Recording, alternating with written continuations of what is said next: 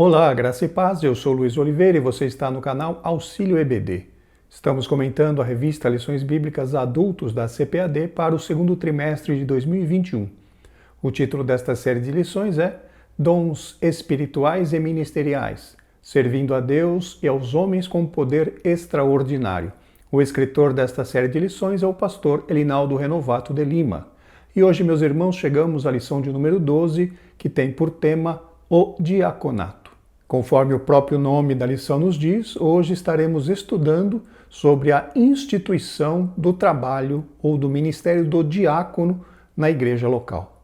O textuário da lição está na primeira carta de Paulo a Timóteo, capítulo 3, versículo 13, e nos diz: Porque os que servirem bem como diáconos adquirirão para si uma boa posição e muita confiança na fé que há em Cristo Jesus. Já a verdade prática nos ensina: embora o diaconato seja um ministério específico, a diaconia é uma missão de todo o crente. Aqui, já na verdade prática, o comentarista já faz uma distinção entre diaconato e diaconia, como nós veremos na sequência desta lição. A leitura bíblica em classe está na primeira carta de Paulo a Timóteo, capítulo 3, versículos do 8 ao 13. Acompanhe a leitura, por favor. Da mesma sorte, os diáconos sejam honestos, não de língua dobre, não dados a muito vinho, não cobiçosos de torpe ganância, guardando o mistério da fé em uma pura consciência. E também estes sejam primeiro provados, depois sirvam se forem irrepreensíveis. Da mesma sorte, as mulheres sejam honestas, não maldizentes, sóbrias e fiéis em tudo. Os diáconos sejam maridos de uma mulher e governem bem seus filhos e suas próprias casas, porque os que servirem bem como diáconos adquirirão para si uma boa posição e muita confiança na fé que há em Cristo Jesus. Como objetivo geral da lição, nós temos mostrar a importância da função de diácono. Já para os objetivos específicos, temos 3. Para o tópico 1, analisar o estilo de vida diaconal de Jesus. Para o tópico 2, explicar a instituição do ministério do diácono.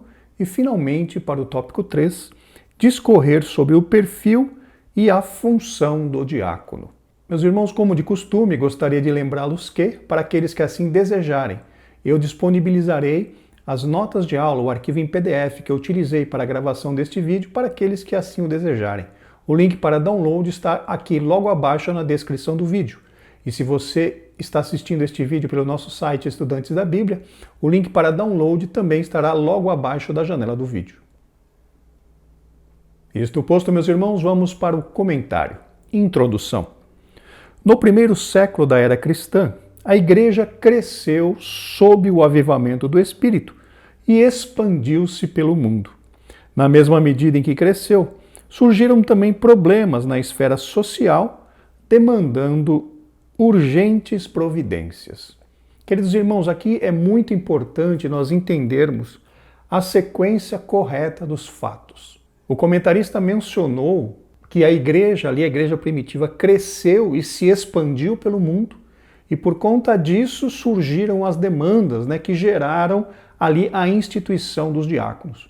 Porém, nós vemos no livro de Atos dos Apóstolos que essas dificuldades surgiram na igreja ainda enquanto apenas em Jerusalém. A igreja estava crescendo muito, conforme nós vemos no livro de Atos, ali em Jerusalém, e antes dela se expandir pelo mundo, já começaram a surgir os problemas. E apenas para pontuar melhor essa questão, nós vemos que a escolha dos diáconos foi feita em Atos no capítulo 6. E a expansão do evangelho para fora de Jerusalém se deu a partir do capítulo 8 do mesmo livro de Atos, por ocasião daquela grande perseguição que se iniciou após a morte de Estevão. Vamos ler o que diz ali, Atos, capítulo 8, versículo 1, na Almeida Revista e Corrigida. E também Saulo consentiu na morte dele, e fez-se naquele dia uma grande perseguição contra a igreja que estava em Jerusalém. E todos foram dispersos pelas terras da Judéia e de Samaria, exceto os apóstolos. Então, queridos, eu gostaria só de contextualizar essa primeira parte dizendo que o problema surgiu ainda antes da igreja se expandir para fora de Jerusalém. É correto dizer, como o comentarista pontuou, que a igreja se expandiu por todo o mundo, como nós vemos hoje. Porém, a instituição do diaconato aconteceu ainda enquanto a igreja estava apenas em Jerusalém. Por uma sábia e unânime decisão em assembleia, a igreja de Jerusalém escolheu 7 homens de moral ilibada e cheios do Espírito Santo para administrarem este importante negócio. Aqui encontramos um outro ponto importante a ser frisado, é que estes primeiros 7 diáconos, eles foram escolhidos pela igreja e não pelos apóstolos, conforme nós vemos ali em Atos, no capítulo 6, versículos 5 e 6, na Almeida Revista e Corrigida. E este parecer contentou toda a multidão e elegeram. Quem elegeu? A multidão. Estevão, homem cheio de fé e do Espírito Santo, e Felipe, e Prócoro, e Nicanor, e Timão, e Pármenas, e Nicolau, prosélito de Antioquia. E os apresentaram ante os apóstolos, e estes, os apóstolos, orando, lhes impuseram as mãos. Então vejam, queridos irmãos, que os 7 primeiros diáconos, eles foram escolhidos pela própria igreja em Jerusalém, que os levou, que os apresentou aos apóstolos, que então, a partir daquele momento, impuseram as mãos sobre eles e os empossaram no cargo de diáconos da nossa igreja. E há mais um ponto a ser observado em relação a essa escolha dos diáconos, é que os apóstolos, meus queridos irmãos, colocaram como primeiro pré-requisito para que os diáconos fossem escolhidos o ter uma boa reputação. Isso significa que esses diáconos precisariam ser reconhecidos entre o povo, entre os irmãos na igreja, entre os membros da igreja, como homens de Deus. Vamos ler o que está ali em Atos, no capítulo 6, versículo 3, também na Almeida Revista e Corrigida. Escolhei, pois, irmãos, dentre vós, 7 varões. Veja a primeira característica, de boa reputação. Segunda característica, cheios do Espírito Santo. Terceiro pré-requisito, e de sabedoria, aos quais constituamos sobre este importante negócio. Isso nos mostra, queridos irmãos, que aqueles diáconos, aqueles 7 homens escolhidos, eles já gozavam de uma boa reputação, ou seja, eles já eram considerados pela igreja homens de Deus, homens de boa reputação, ou seja, homens que toda a igreja apoiava, já tinha olhado para a vida deles e tinha visto neles realmente sinais e frutos de homens de Deus. E também eram cheios do Espírito Santo e também cheios de sabedoria. Estes então foram aqueles que foram escolhidos pela igreja para justamente trabalhar no meio deles. Nesta lição estudaremos este importante, notem essas 2 palavras, ministério de serviço, que, por causa de uma crise étnica na igreja, levou os apóstolos a proporem medidas que serviram de base para instituir a função diaconal. Esta, até hoje, faz parte do ministério ordenado pelas igrejas cristãs. Aqui, queridos irmãos, é importante nós só mencionarmos a respeito dessa chamada crise étnica que o comentarista pontuou aqui. O que estava acontecendo? As viúvas crentes de fala grega estavam sendo esquecidas naquela questão da distribuição da alimentação diária ali entre os membros da igreja. Conforme nós vemos ali em Atos, no capítulo 6, versículo 1. Vamos ler na Nova Versão Internacional. Naqueles dias, crescendo o número de discípulos, os judeus de fala grega, entre eles queixaram-se dos judeus de fala hebraica, porque suas viúvas estavam sendo esquecidas na distribuição diária de alimento. Então, existiam 2 grupos de cristãos ali. Os cristãos judeus, ou os cristãos que tinham a fala judia, e os cristãos que tinham a fala grega. Existiam 2 grupos de cristãos. E a igreja, ou o ministério, aqueles que estavam responsáveis por distribuição da alimentação diária, acabavam se esquecendo das viúvas que tinham fala grega, gerando então todo este problema, toda essa discussão ali no início da igreja em Jerusalém. E esse problema, conforme nós veremos, estudaremos durante essa lição, foi justamente resolvido através, acredito eu, da inspiração do Espírito Santo no coração dos apóstolos para que fosse feita aquela escolha e a separação daqueles 7 homens para servirem às mesas, ou seja, para executarem aquele trabalho entre o povo de Deus. E nós vemos depois outra referência na Bíblia de que os diáconos realmente passaram a ser observados, ou seja, a função diaconal passou a ser observada por outras igrejas. Vamos ler, por exemplo, o texto ali de Filipenses, capítulo 1, versículo 1, também na Almeida Revista e Corrigida.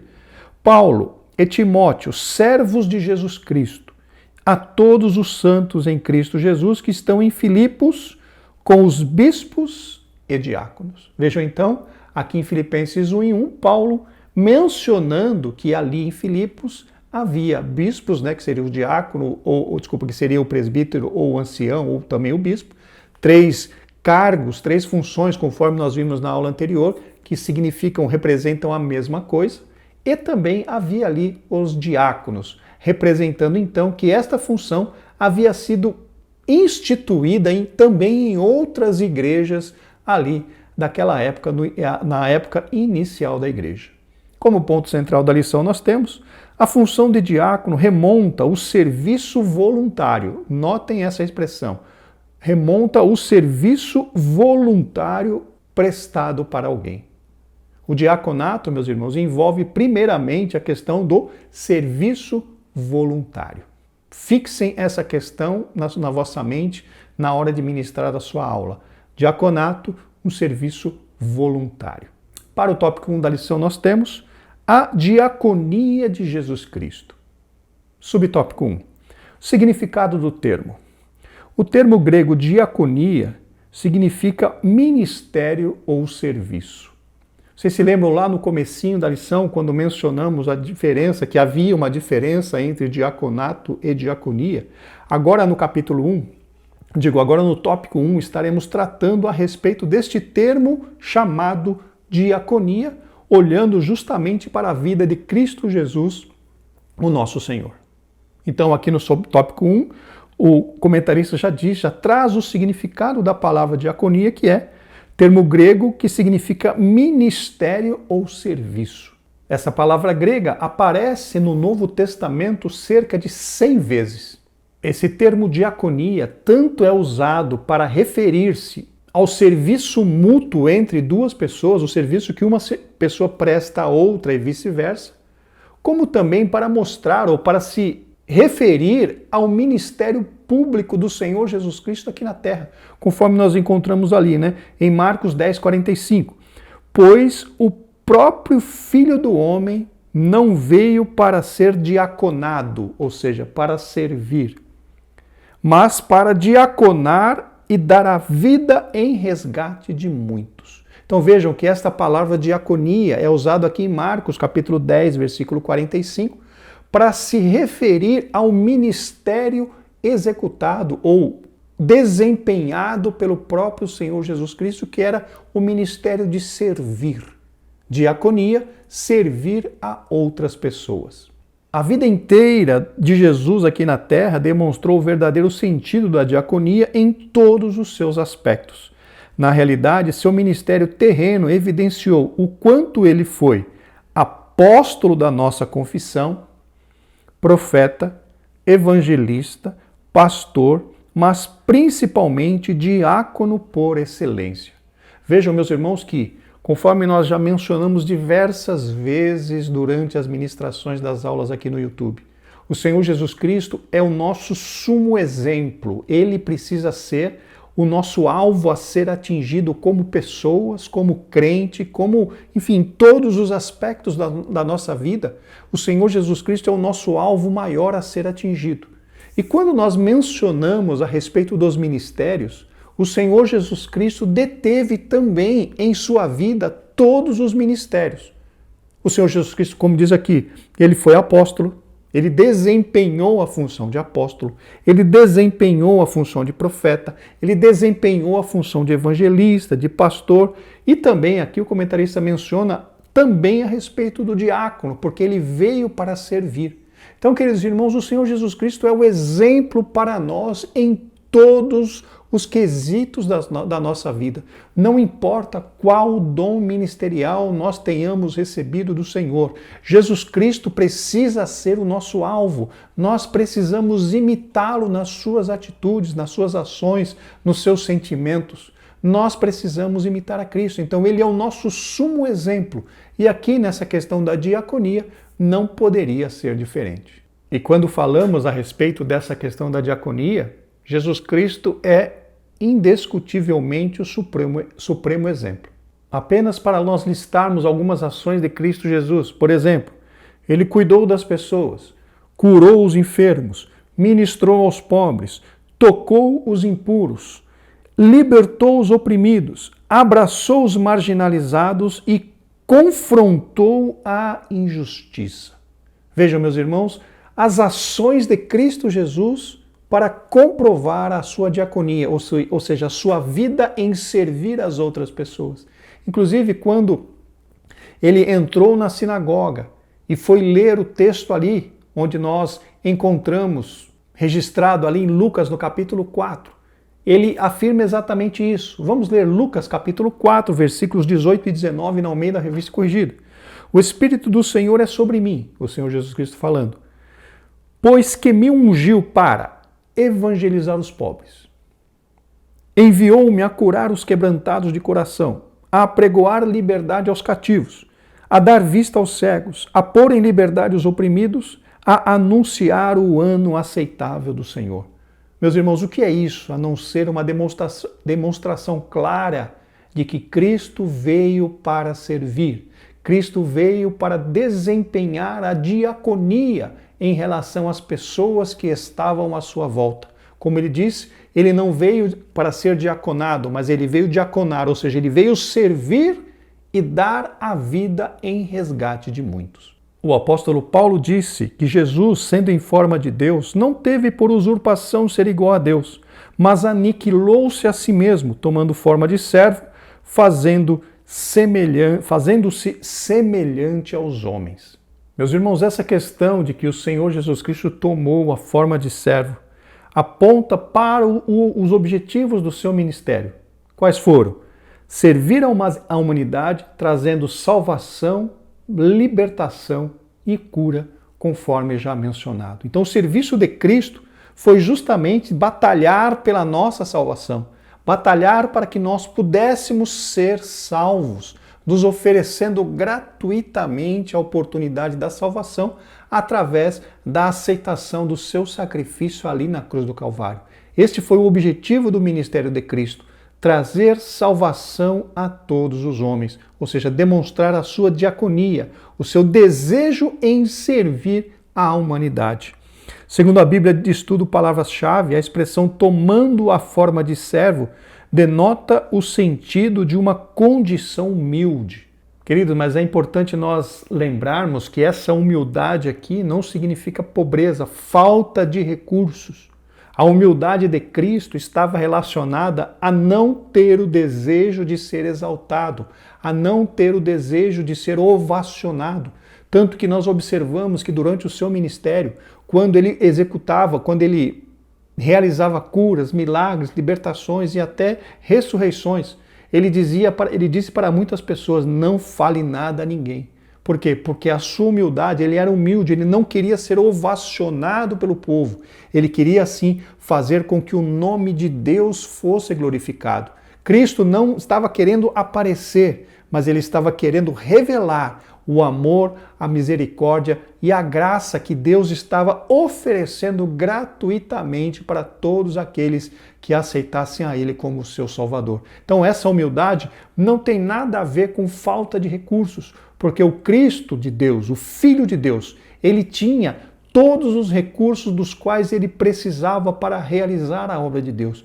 E tanto que nós temos um exemplo bíblico muito interessante, quando Pedro estava ali junto com o Senhor Jesus Cristo ali em Cafarnaum e chegaram os cobradores de impostos e foram perguntar para Pedro a respeito de que foram questionar a Pedro a respeito se Cristo não pagaria os impostos. E Pedro foi perguntar para o Senhor. E o Senhor disse a ele, resumindo a passagem, vá ao rio, agora não lembro se era o rio ou se era o mar, lance a sua vara e no primeiro peixe que você pegar, dentro da boca dele vai ter um starter. Pega esse starter e paga o imposto, tanto por você quanto por mim. Então vejam, meus irmãos, que Cristo, mesmo quando ele estava sem algum recurso financeiro, ele tinha de Deus o suprimento de todas as suas necessidades. Então, queridos irmãos, a humildade aqui não significa falta de recursos, porque Cristo, como Filho de Deus, tinha vindo do coração de Deus tudo aquilo que ele precisava para realizar a sua obra. Em outro lugar, menciona algumas mulheres que sustentavam o ministério de Cristo com as suas fazendas. Então, queridos irmãos, vejam que a humildade aí é justamente a questão de não querer ser ovacionado por ninguém, e sim estar inteiramente engajado no objetivo de fazer a vontade de Deus na terra. Esse era o Cristo Jesus, o nosso Senhor, enquanto encarnado. E nós, como humanos, e nós, como seus seguidores, e nós, como seus servos, também não podemos buscar glória de homem, não podemos buscar ser ovacionados, aleluia, mas nós precisamos, queridos irmãos, estar focados em fazer a vontade do Senhor e fazer com que o nome do Senhor seja glorificado. Glórias ao nome do Senhor para sempre. Subtópico 2, serviço de escravo. Na véspera de sua crucificação, o Senhor Jesus reuniu os seus 12 discípulos para comer a última ceia. Tomando uma toalha e uma bacia com água, ele começou a lavar os pés dos discípulos, um a um. Não há atitude mais comovente de nosso Senhor como o relato do lava-pés, demonstrando serviço, exemplo e humildade. A diaconia da toalha e da bacia é a convocação cristocêntrica para uma vida de serviço humilde. Mais uma vez, meus irmãos, o serviço humilde aqui o serviço humilde é aquele que não busca reconhecimento humano, e sim em se fazer a vontade de Deus. E quando olhamos para essa questão, este evento que aconteceu ali em João 13 a respeito do Senhor Jesus Cristo lavando os pés dos seus discípulos, isso não significava, meus irmãos, um serviço escravo, no meu entendimento. Por quê? Porque o Senhor Jesus Cristo não era um escravo. Ele era um servo de Deus, ele era mestre Israel, e aquela sua atitude tinha um objetivo espiritual para ser atingido. Tanto que, conforme ele conversa com Pedro, nós conseguimos entender algumas coisas ali que estavam acontecendo. Vamos ler o que está ali no versículo 8, João capítulo 13, versículo 8, na Almeida Revista e Corrigida.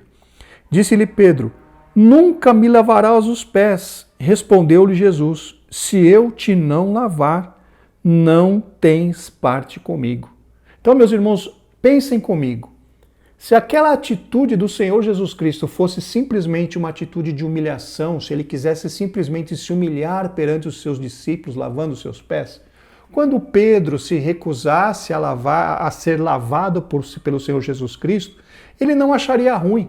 Mas percebam que o Senhor Jesus Cristo disse para Pedro, Pedro, o que eu faço agora tu não entendes, mas entenderás depois.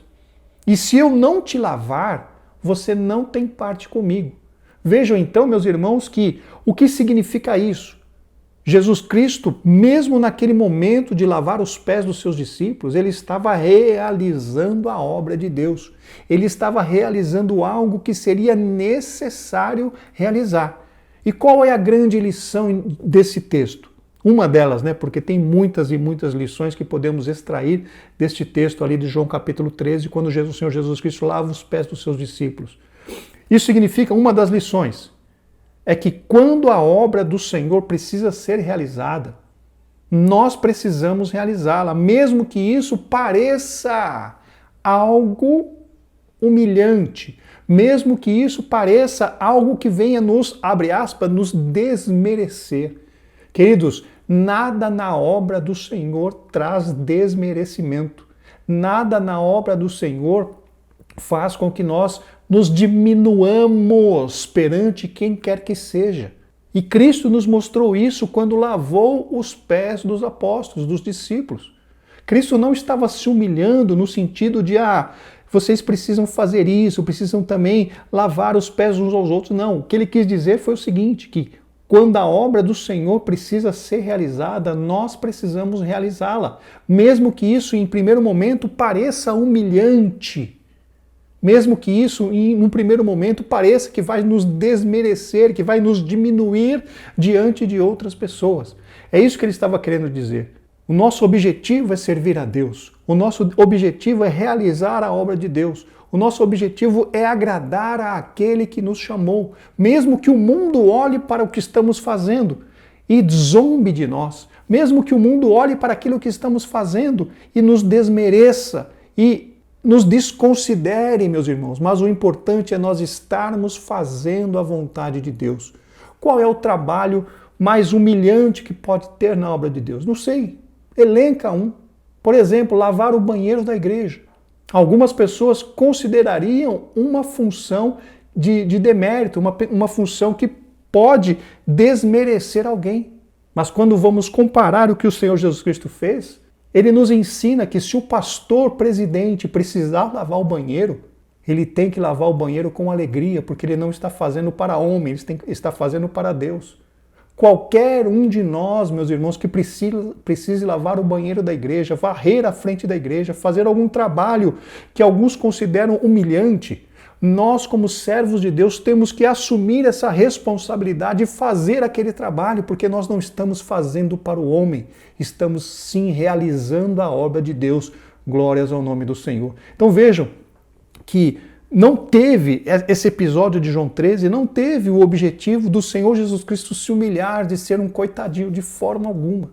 Ele estava nos mostrando, queridos irmãos, que nenhuma parte da obra de Deus pode ser desprezada por nós. Mesmo aquelas que são consideradas humilhantes, nós temos que realizar com alegria, porque nós estamos fazendo a obra de Deus.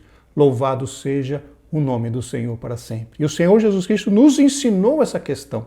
A questão da humildade, a questão de realmente obedecer os mandamentos do Senhor, ou seja, fazer a vontade de Deus com todo o nosso coração e com toda a alegria, independente de qual seria a função, independente de qual seria essa obra. Desde dirigir um campo até lavar o banheiro da igreja mais humilde do campo. Desde pregar em grandes congressos, até varrer à frente do ponto de pregação onde o Evangelho do Senhor Jesus Cristo é pregado. Meus irmãos, entendamos isso. O Senhor Jesus Cristo nos chama para realizar a sua obra, independente daquilo que as pessoas ao nosso redor pensem de nós. Nós fomos chamados para realizar a obra de Deus. Glórias ao nome do Senhor. Subtópico 3, o discípulo é um serviçal. Certa vez, Tiago e João pediram ao Senhor lugares de destaques à direita e à esquerda de Jesus, quando da implantação do seu reino. Os discípulos ainda não haviam compreendido a mensagem de Jesus. Em relação a esse texto, meus irmãos, nós podemos ver que a Bíblia, principalmente ali no Novo Testamento, ela nos dá algumas indicações de que as pessoas esperavam o Messias para restaurar a posição política de Israel, a posição política que Israel tinha perdido quando foi deportada ali para a Babilônia. Eles achavam que o Cristo viria, seria rei, um rei físico, um rei político, e ia restituir a Israel a sua liberdade e a sua pompa. Porém, o Senhor Jesus Cristo, ele veio para reinar, mas o reino dele não era desta terra, o reino dele era um reino espiritual, como ele mesmo diz. Vamos ler o que está ali em João, capítulo 18, versículo 36, na Almeida Revista e Corrigida. Respondeu Jesus: o meu reino não é deste mundo. Se o meu reino fosse deste mundo, lutaria os meus servos para que eu não fosse entregue aos judeus. Mas agora o meu reino não é daqui. Realmente os discípulos não tinham compreendido, queridos irmãos, que o reino do Senhor Jesus Cristo não era físico, mas era um reino espiritual. Eles estavam buscando uma posição de destaque, né? Gostariam de sentar ao lado de Jesus, por quê? Porque eles faziam parte ali do ciclo íntimo, né? do círculo íntimo do Senhor Jesus Cristo, que era Pedro, Tiago e João, os 3 amigos do Senhor Jesus Cristo. E os 2 irmãos, Tiago e João, pediram para sentarem um à sua direita, um à sua esquerda no reino de Cristo. Porém, meus irmãos, no meu entendimento, eles estavam olhando para o reino material, o reino físico. E o reino de Cristo é um reino espiritual para a glória do nome do Senhor. A proposta do Nazareno nunca foi a de estabelecer uma hierarquia de poder temporal para a sua igreja, mas a de serviço, conforme demonstra a resposta a eles. Entre vós não serás assim. Antes, qualquer que entre vós quiser ser o grande, será o vosso serviçal, ou seja, o diáconos. E qualquer que dentre vós quiser ser o primeiro, será servo de todos. Porque o Filho do Homem também não veio para ser servido, mas para servir, para diaconar, e para dar a vida em resgate de muitos. Vejam então, meus irmãos, que aqui mais uma comprovação de que o ministério de Cristo Jesus foi um ministério de serviço. Ele não veio para ser glorificado, ele não veio para ser servido, ele veio para servir e para fazer com que o nome de Deus fosse glorificado através da vida dele. Louvado seja o nome do Senhor para todo sempre. Chegamos agora ao tópico 2, a instituição dos diáconos. Subtópico 1, o conceito da função.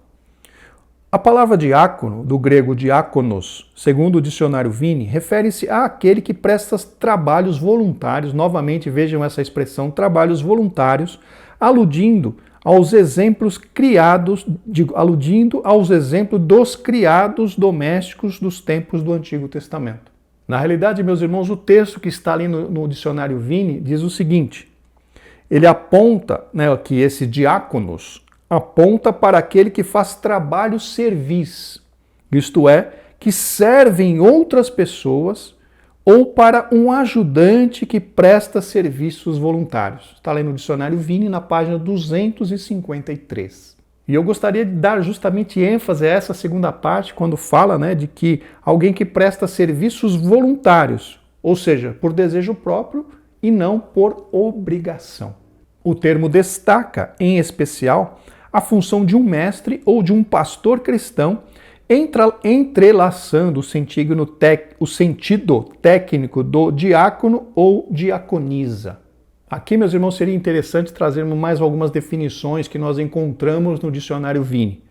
Por exemplo, diz lá que esse termo diáconos, ele é usado em mais do que uma situação, sendo, por exemplo, faz alusão aos empregados, aos criados domésticos, conforme nós mencionamos. Um exemplo disso é ali em João, capítulo 2, versículos 5 a 9, naquela passagem da transformação da água em vinho ali em Caná da Galileia. Faz menção ao governante civil, ali citando Romanos 13, 4. E também faz menção até de Cristo, entre outras várias passagens. Então, conforme nós mencionamos no tópico anterior, o próprio Cristo é considerado, foi citado na questão da diaconia. O ministério do Senhor Jesus Cristo foi um ministério de servir, ou seja, está diretamente ligado à diaconia. E quando olhamos isso que o comentarista pontuou, desse entrelaçamento de um mestre ou de um pastor cristão em relação ao termo diácono ou diaconisa, por que ele fala desse entrelaçamento? Justamente por quê? Porque toda obra que um pastor, que um professor, que um evangelista executa na obra do Senhor está ligado à diaconia. Por quê? Porque é um serviço que está sendo prestado para Deus. Então, eu espero que tenha ficado claro para os irmãos todo tipo de serviço, meus irmãos, que cada um de nós executa na obra de Deus, tem uma ligação direta com o que nós chamamos de diaconia, porque nós estamos servindo a outras pessoas, nós estamos servindo a Deus. E o termo diaconia é justamente isso, servir as outras pessoas voluntariamente, entre aspas, Nós estamos servindo não por obrigação, nós estamos servindo voluntariamente. Interessante, tem mais um texto que é importante nós mencionarmos. Paulo, meus irmãos, quando se refere ao trabalho que ele e que Apolo executaram ali em Corinto, Paulo os chama, classifica eles como sendo diáconos, porque utilizaram aquela palavra grega diáconos. Vamos ler o que está ali em 1 aos Coríntios, capítulo 3, versículo 5, na Nova Versão Transformadora. Afinal, quem é Paulo? Quem é Apolo? Somos apenas servos. de Deus por meio dos quais vocês vieram a crer. Cada um de nós fez o trabalho do qual o Senhor nos encarregou. Essa palavra, quando ele diz aqui, somos apenas servos de Deus, no grego está dizendo, somos apenas diáconos de Deus. Então vejam que este termo diáconos do grego, que é relacionado a servo, é relacionado a diácono e também é relacionado à diaconia, está diretamente ligado, meus irmãos, à questão de servir a Deus. Paulo chamou a ele e a Apolo de diáconos, ou seja, de servos de Deus, de cooperadores de Deus. Então, espero que, mais uma vez repetindo, que fique claro para os irmãos, todo o serviço que nós prestamos para o Senhor na igreja, para os irmãos, está diretamente ligado à questão da diaconia. Estamos servindo a Deus. Estamos fazendo algo em benefício de alguém do Evangelho, por livre e espontânea vontade. Então está englobado, está incluído aí a questão da diaconia. Outra palavra grega relacionada a diácono é doulos. Esta refere-se a um servo ou um escravo. Na realidade, meus irmãos, o dicionário doulos faz uma diferenciação entre doulos e diáconos, porque diáconos é aquele que faz a obra de maneira espontânea, e já o doulos é realmente o escravo, aquele que faz a obra por obrigação. Então, queridos, nós, como servos do Senhor, podemos ser incluídos nos diáconos, porque fazemos por livre e espontânea vontade, e não no doulos, que é um escravo que tem por obrigação fazer a vontade do seu dono, do seu proprietário, do seu senhor. Então nós precisamos só separar essas duas palavras. Diáconos são aqueles que realizam a obra de livre e espontânea vontade, e o doulos são aqueles que são os escravos que realizam a obra por obrigação. Que nós possamos, queridos, desempenhar a função de diáconos, fazendo a vontade do Senhor de livre e espontânea vontade. Glórias a Deus. Portanto, a ideia preponderante que a função de diácono remonta é a do serviço voluntário prestado. Lembra, estou dando ênfase a essa palavra. Pelo ministro, o servo ou assistente para alguém. E aqui o comentarista menciona pelo ministro. Quem é o ministro? Quem faz parte da administração da igreja, o pastor, o ancião, o presbítero. E na nossa hierarquia assembleana, o pastor, o evangelista, o presbítero, o mesmo diácono, o mesmo cooperador. Todos estes, quando realizam a obra do Senhor voluntariamente, estão sendo incluídos na questão da diaconia, estão servindo. E justamente nós fomos chamados para isso. Subtópico 2. Origem do diaconato. A bênção, problema e reivindicação são palavras-chave para o advento do ministério formal dos diáconos em o Novo Testamento. A bênção foi o extraordinário crescimento da igreja local em Jerusalém, conforme nós já mencionamos. Ali, por conta da ação do Espírito Santo, a igreja em Jerusalém, notem que aqui o comentarista deixa claro o crescimento da igreja em Jerusalém, conforme nós mencionamos lá atrás. Então a igreja cresceu muito. E quando há um grande crescimento, ou um crescimento muito rápido, meus irmãos, de qualquer entidade, seja ela carnal, seja ela secular ou espiritual, quando o crescimento é muito rápido, normalmente começa-se a gerar muitos problemas porque a estrutura não está preparada para um crescimento tão rápido. E foi justamente o que aconteceu ali na igreja primitiva. A questão étnica causada pela situação social de muitos que aceitavam a fé, especialmente as viúvas judias de fala hebraica e as de fala grega, conforme nós mencionamos, era o problema. A reivindicação pode ser vista na manifestação verbal dessas viúvas que, sentindo-se injustiçadas pelo que elas interpretaram ser uma forma de discriminação dos líderes da igreja de Jerusalém, cobraram sua assistência. Vejam então, meus irmãos, que nós já mencionamos a esse respeito ainda nesta aula anteriormente. Mas é muito importante nós lembrarmos que naquela época às mulheres não era permitido trabalhar na lavoura, trabalhar nas plantações. A mulher tinha a responsabilidade de cuidar da casa, cuidar dos filhos, e a ela não era permitido trabalhar fora. Então, queridos, quando uma mulher não estava na casa do seu pai, não estava sendo sustentada pelo seu pai, ou quando esta mulher era viúva e não tinha filhos que tinham condições de trabalhar, essa mulher normalmente precisava comer através de ajuda de outras pessoas, porque ela não tinha condição de trabalhar, ela não tinha, não é que não tinha condição, ela não tinha permissão de trabalhar para ganhar dinheiro. Então ela dependia de outras pessoas, de outros homens para poder comer. E as viúvas que não tinham filhos, e as viúvas que não tinham parentes que a sustentassem, dependiam da igreja, e era o caso ali daquelas viúvas judias de fala grega. Elas não tinham sustento, e a igreja tinha se proposto, né, a ajudá-las através do fornecimento de alimentação. E aqui o comentarista ainda cita que, porque essas viúvas eram de fala grega, elas interpretaram que estavam sofrendo um tipo de discriminação por parte dos líderes da igreja de Jerusalém. Por quê? Porque eles falavam, né, o hebraico e elas falavam grego. Então elas se sentiram, pelo menos o que o comentarista está pontuando aqui, elas se sentiram de alguma forma discriminadas e começaram a reclamar a respeito do que estava acontecendo. Subtópico 3, a escolha dos diáconos. Para resolver o impasse, orando e impondo-lhes as mãos, os apóstolos separaram 7 irmãos de boa reputação, cheios do Espírito Santo e de sabedoria, para administrar uma questão étnica e social. Aqui, meus irmãos, mais um detalhezinho que nós precisamos notar é que não foram os apóstolos quem escolheram.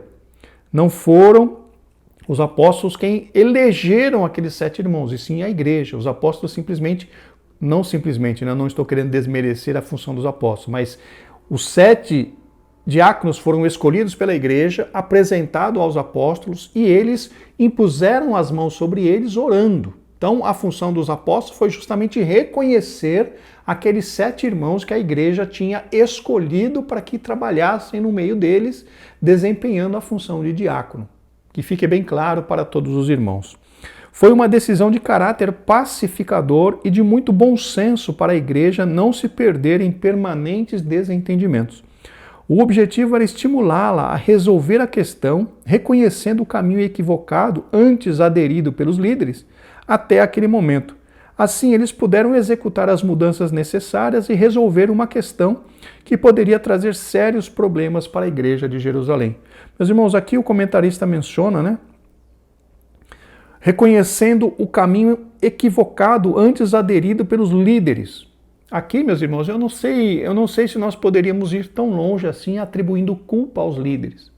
Na realidade, nós encontramos na literatura alguma coisa mencionando que as viúvas judias de fala grega eram difíceis de ser conhecidas pela igreja justamente pela barreira da língua. As viúvas crentes de fala hebraica eram facilmente reconhecidas, por quê? Porque os irmãos ali de Jerusalém, a maioria deles falavam a língua hebraica.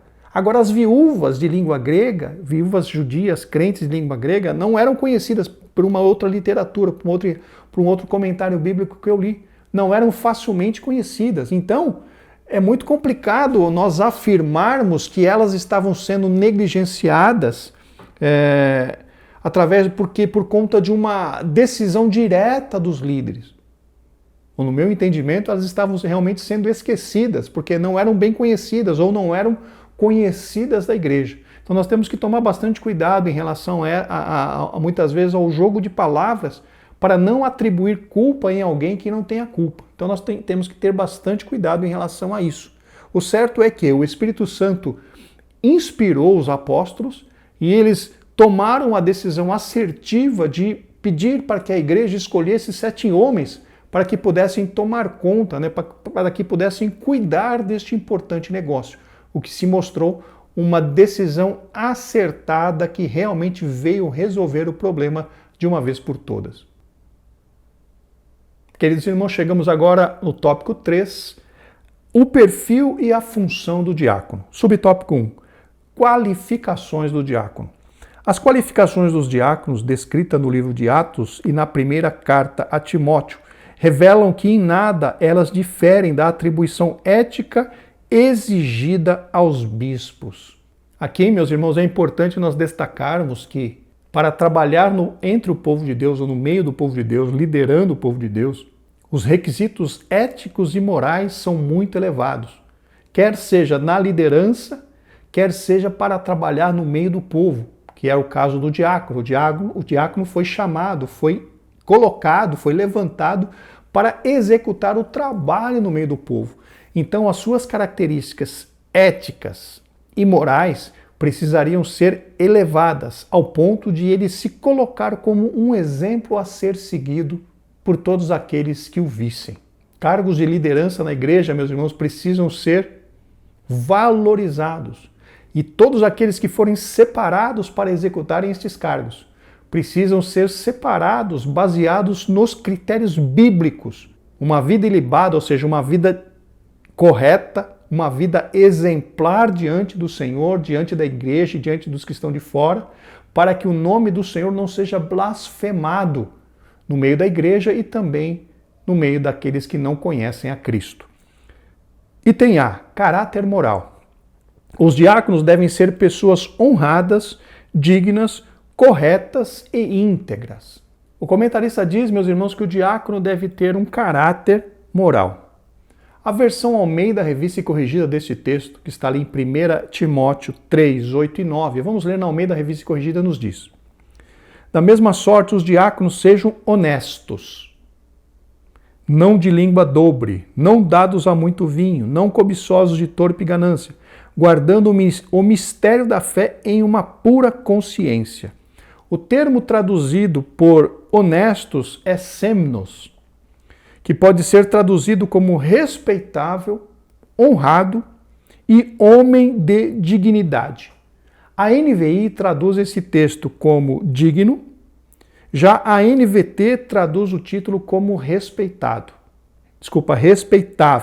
Então, o honesto da Almeida Revista e Corrigida, ele foi traduzido na NVI por digno e na NVT por respeitável. Então, vejam, meus irmãos, o nível moral de alguém para executar a função de diácono precisa ser acima da média, ou seja, ele precisa ser exemplo, ele não pode ter na sua vida nada que escandalize. Por quê? Mostrando para nós que a função de diácono é uma função de muito respeito no meio do povo de Deus. Precisa ser muito respeitada e considerada de grande valor, porque os pré-requisitos para esta função são praticamente os mesmos do que para os presbíteros, para os bispos e anciãos, conforme nós vimos em aula anterior. Não pode haver língua dobre neles, isto é, a sua palavra deve ser sim, sim e não, não. A Nova Versão Internacional traduz essa questão de não ter língua dobre como homens de palavra. O que é um homem de palavra? É um homem que se fala que é sim, é sim. Se fala que é não, é não. Um homem que não seja mentiroso, mas sim alguém em que se possa confiar na sua palavra. Será, meus irmãos, que as pessoas estão podendo confiar na nossa palavra? Será que as pessoas estão podendo confiar naquilo que fazemos? De um diácono, meus irmãos, é exigido que seja um homem de palavra. A ganância por dinheiro tem que passar longe da sua vida, pois sua função é exatamente a de executar trabalhos administrativos na igreja local, como auxiliar nas tarefas do culto e acompanhar as viúvas e os pobres da igreja do Senhor. Meus queridos, essa questão é importante para todos aqueles que lidam com recursos da igreja, não apenas para os diáconos. Então, meus queridos, temos que ter muito zelo quando estamos lidando com algo que é da igreja. Muito zelo, porque com certeza Deus vai nos cobrar a respeito de tudo aquilo que nós não fizermos de correto com aquilo, com os bens, né, com as coisas que é de Deus. Tudo aquilo que pertence à igreja, todos os recursos que são da igreja, precisam ser muito bem administrados por todos aqueles que têm essa responsabilidade, porque certamente o dono da obra vai cobrar a cada um de nós a respeito de tudo aquilo que tivermos feito com os recursos que ele colocou nas nossas mãos, principalmente se forem da sua igreja, se forem coisas consagradas, né? O que é o consagrado? Um dízimo que nós damos à igreja, que nós devolvemos, que nós pagamos à igreja, ele é consagrado, ele é algo santo para o Senhor.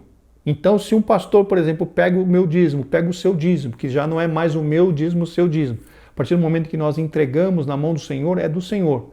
E o pastor, ele tem, por Deus, dada a ele a prerrogativa, o direito de administrar esse dinheiro. Só que o pastor vai ter que prestar contas disso. Então, meus irmãos, quando um pastor pega o dinheiro dos irmãos, que é fruto de dízimo, é fruto de oferta, e administra de forma errada, Deus vai cobrar dele. Por quê? Porque ele está tocando em algo que é santo.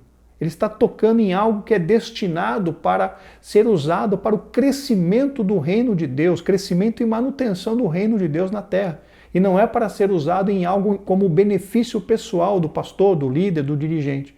Então, queridos irmãos, todos nós precisamos ter essa visão quando vamos lidar com os bens da igreja, com o dinheiro da igreja, com a propriedade daquilo com algo que seja da igreja. Porque com certeza, se nós formos negligentes, Deus vai cobrar de cada um de nós. Item B, o caráter espiritual. Ter a plena convicção de que crer no Evangelho. Ter a plena convicção do que é crer no Evangelho. O diácono guarda a revelação de Deus que está em Cristo Jesus, o nosso Senhor. Na realidade, meus irmãos, Paulo menciona que os diáconos devem apegar-se ao mistério da fé com uma consciência limpa, como está ali em 1 Timóteo, capítulo 3, versículo 9, na Nova Versão Internacional. Em relação a essa questão do caráter espiritual, podemos nos lembrar, ou devemos nos lembrar das recomendações ali dos apóstolos para a escolha dos diáconos ali em Jerusalém. Primeiro, homens de boa reputação, como nós mencionamos. Homens que não tenham do que se envergonhar. Porém, os apóstolos ainda continuam dizendo, homens cheios do Espírito Santo e também de sabedoria. Meus irmãos, o caráter espiritual de um diácono é justamente esse. Ser cheio do Espírito Santo. Ser um homem de exemplo, ou seja, ser um homem de boa reputação. E também ser um homem sábio na presença de Deus. Essas são as características que foram listadas pelos apóstolos para que fossem escolhidos os 7 diáconos. E nós não podemos esquecer delas hoje. O homem de Deus, o diácono, precisa realmente ter um bom caráter espiritual, ser um homem cheio do Espírito Santo, ser um homem não avarento, um homem que não quer levar vantagem nas coisas, um homem de palavra. Todas essas características, queridos, precisam estar presentes na vida não apenas do diácono, mas de todos aqueles que fazem alguma coisa na obra de Deus. Por isso, a liderança e a igreja local devem avaliar o candidato ao diaconato, levando em conta o seu caráter moral e espiritual. Sim, inclusive isso é uma recomendação de Paulo. Vamos ler o que está ali em 1 Timóteo 3, versículo 10, na Nova Versão Transformadora. Antes de serem nomeados diáconos, é necessário que se faça uma avaliação cuidadosa. Se forem aprovados, então que exerçam a função de diácono. Vejam, meus irmãos, que nessa versão nova, versão transformadora, Paulo, a tradução nos diz claramente que os diáconos precisam ser avaliados antes de serem colocados como diáconos, para saber se eles têm nas suas vidas os pré-requisitos necessários. Item C, caráter familiar. O candidato deve ser marido de uma mulher, fiel à sua esposa e bom pai. A exemplo dos bispos, os diáconos devem ser zelosos com o seu lar, amar suas esposas com amor sacrificial. Devem respeitar os seus filhos para obterem deles o mesmo respeito. O serviço do diácono à sua família revelará como ele servirá à igreja local. Queridos irmãos, todos aqueles que exercem algum cargo de liderança dentro da igreja precisam ter, em primeiro lugar, ter tido sucesso com a sua família. O lidar com a família vai nos dizer se aquela pessoa tem condições de lidar com a igreja. O trabalho que ele executou com a sua família, com a sua esposa, com os seus filhos, o cuidado que ele teve do seu lar, vai dizer para a igreja se ele tem condições ou não de exercer um trabalho na igreja. Tanto faz ser diácono, tanto faz ser presbítero, tanto faz ser evangelista ou pastor. Ter tido sucesso na família, pelo que a Bíblia nos fala claramente, é um pré-requisito para que alguém possa ser reconhecido como um líder dentro da igreja do Senhor. E no diácono e para o diaconato também está incluída essa responsabilidade de ter sido um bom pai, de ser um bom pai, de ser um bom marido, de cuidar bem da sua casa. Subtópico 2. A função dos diáconos em Atos 6. Quando foram instituídos diáconos, 7 homens de fala grega foram separados para assistir socialmente as viúvas, tanto as de fala hebraica como as de fala grega. Meus irmãos, a Bíblia não menciona que estes 7 diáconos eles eram de fala grega. O que acontece é que nós encontramos em alguns comentários falando a respeito de que aqueles 7 nomes daqueles 7 diáconos eram justamente nomes gregos. E isso dava a entender que eles também falavam a língua grega, justamente para resolver aquele problema das viúvas que nós mencionamos lá atrás. Que aquele comentário mencionou de que como as viúvas judias de fala grega não eram conhecidas da igreja por causa da barreira da língua, aqueles 7 diáconos, eles também, aí subentende-se, né, que eles também falassem a língua grega para facilitar o reconhecimento daquelas viúvas, facilitar a comunicação com aqueles crentes de fala grega para que essas viúvas não fossem esquecidas na questão da distribuição da alimentação diariamente. Então, como eu mencionei, não foi mencionado ou não encontramos na Bíblia uma palavra clara que eles falavam o grego. Mas, em comentários, nós encontramos que, por conta dos 7 nomes serem nomes gregos, subentende-se que eles certamente deveriam falar a língua grega. Os diáconos não podiam permitir que houvesse injustiças de caráter social na igreja do primeiro século. A função do diaconato era fundamentalmente de caráter social. Justamente, eles trabalhavam no meio do povo para verificar e para suprir todas as necessidades que houvessem ali. Os irmãos se lembram que no começo da igreja, os crentes vendiam as suas propriedades e depositavam o valor das vendas aos pés dos apóstolos. E quem é que fazia a distribuição? E quem é que verificava o que um e que o outro necessitava?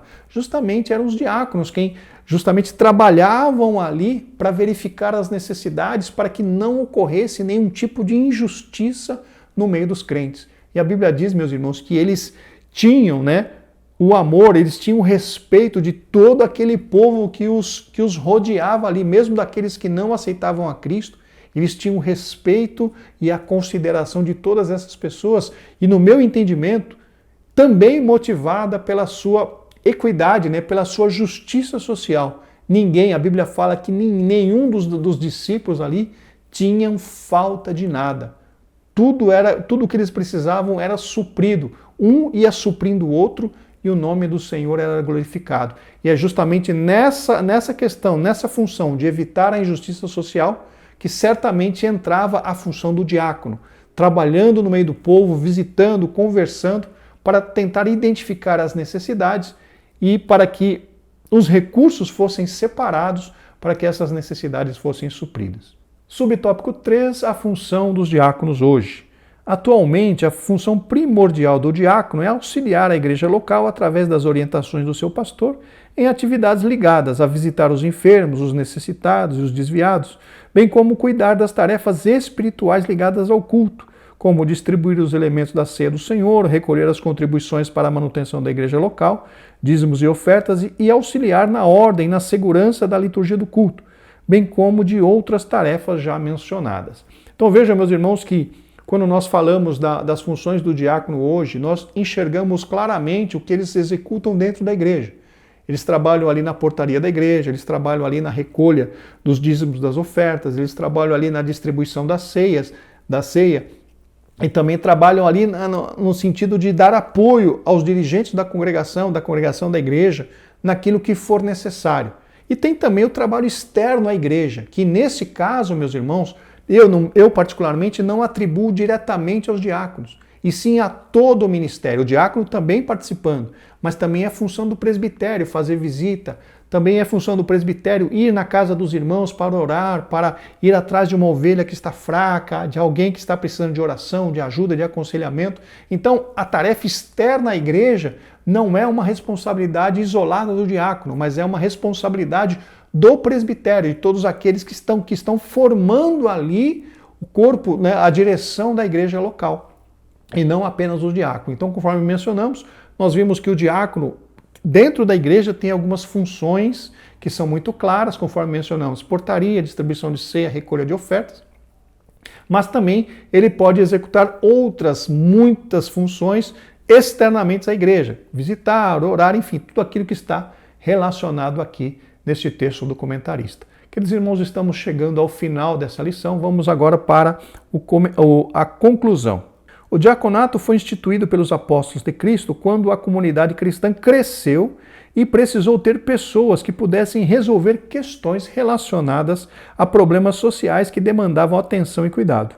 Hoje os diáconos servem à igreja e a Deus em trabalhos diferentes, e a liderança das igrejas locais deve valorizar o seu trabalho e reconhecê-los como excelentes servidores no reino de Deus, pois no sentido lato, todos somos diáconos da igreja de Deus. Louvado seja o nome do Senhor.